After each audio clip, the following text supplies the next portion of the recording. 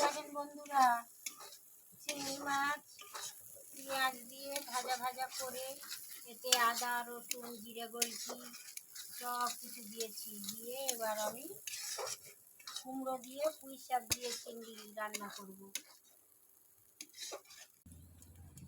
এই মশলা তেল ছেড়ে দিয়েছে, লাল লাল করে ভাজা হয়ে গেছে মশলা দিয়ে। এবার আমি এতে কুমড়ো আর চিংড়ি মাছ ঢেলে দেবো। পুঁই শাক আমি এর মধ্যে ছাড়লাম।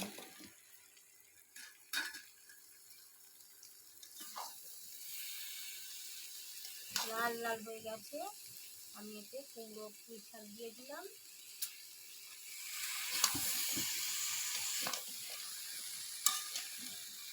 দেখুন বন্ধুরা, আমার রান্না যদি ভালো লাগে আপনারা সাবস্ক্রাইব করবেন। এই